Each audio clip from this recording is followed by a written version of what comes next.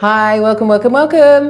In this video, I want to talk about 5 reasons you shouldn't reach for your phone the second you wake up.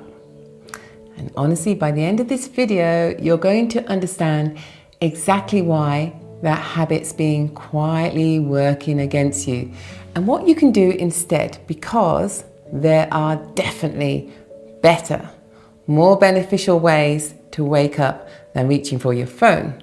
So let's start with reason number 1.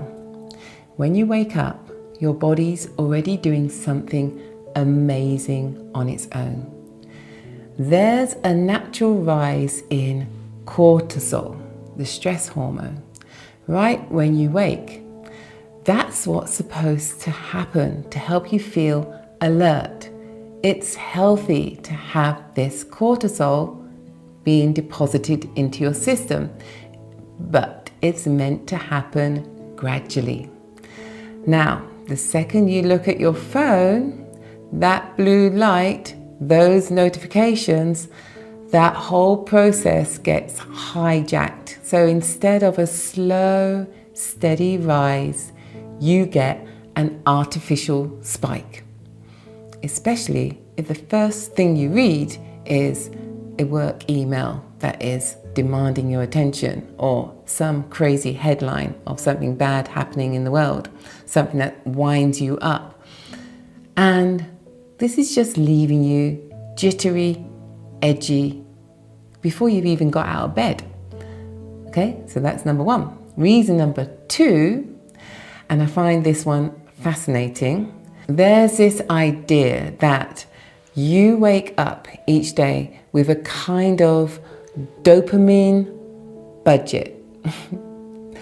Take action first before any screens, and you actually build that reserve up. But scroll first thing and you burn it out immediately. This one matters even more because you need that sharp, focused energy for the decisions that actually move the needle.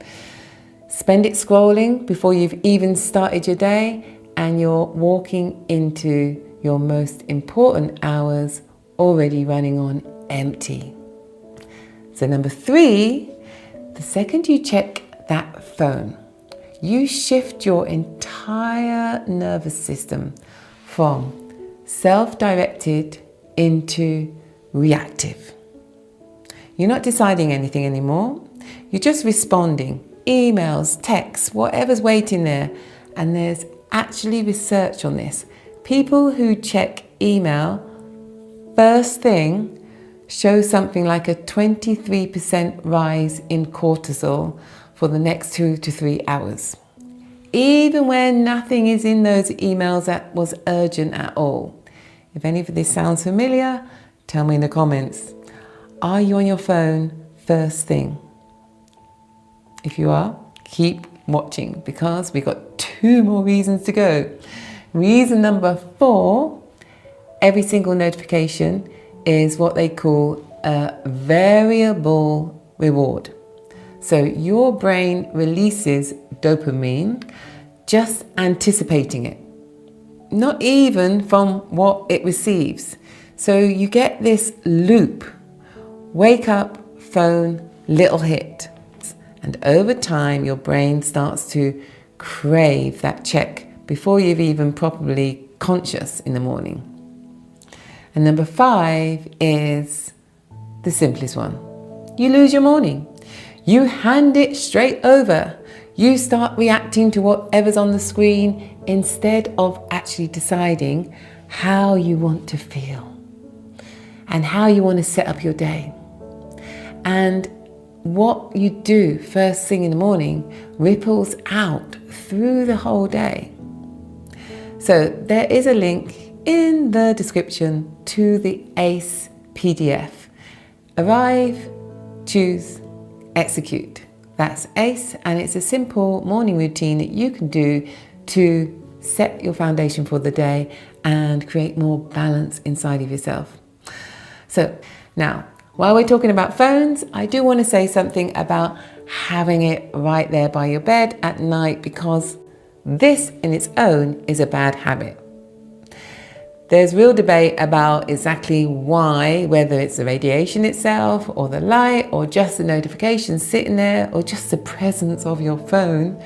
But study after study keeps landing on the same outcome. When the phone is out of the room, people sleep better. So try it. Switch off the Bluetooth, switch off your internet connection in the house, put your phone in a completely different room for a few nights and just see what changes. I think you'll probably be surprised, even if it's just a mental thing that you haven't got your phone right by your bed. Get an alarm clock. That will change everything. You don't need your phone by your bed to wake you up. Have a normal alarm clock. Really good way to eliminate the phone from the bedroom. Okay, so what can you do instead first thing in the morning? Instead of reaching for your phone, this is why I built ACE. So I've been sharing the power of the breath for over 20 years now, and what I've seen it do for people is amazing.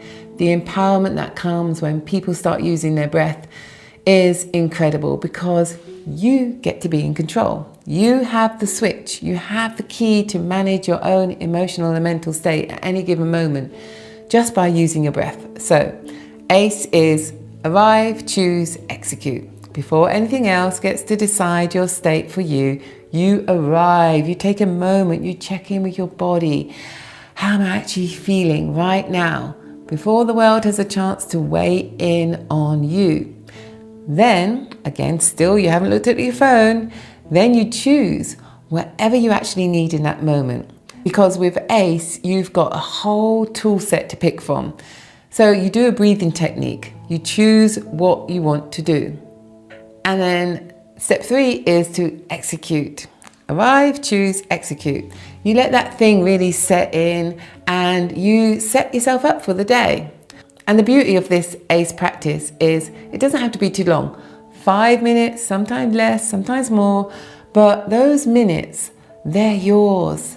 And the invitation is ACE is the perfect morning routine for you to start your day in a balanced way. ACE is your invitation to a morning routine that's actually sustainable, practical, easy, time efficient. The one you've actually been waiting for, the one you can do every day, every single day, and not drop away from. This isn't going to be that morning routine that you start and stop, because it is so simple, because it is so easy, because it actually works. It's very effective. You're going to feel it. The first day you do it, you're going to feel it transform the rest of your day. You're going to start to feel more in control, more balanced. And the beauty of ACE is you can do it again later on in the day. It doesn't need to be just a morning routine. ACE is something you can do any time in the day. So whenever you need to reset, whenever you feel you need to rebalance, you can use this ACE framework to bring you back into a state of balance. How does that sound? If this was helpful, next time I want to talk about something almost nobody realizes about themselves, that most of us are actually breathing far more than our bodies actually need all day long.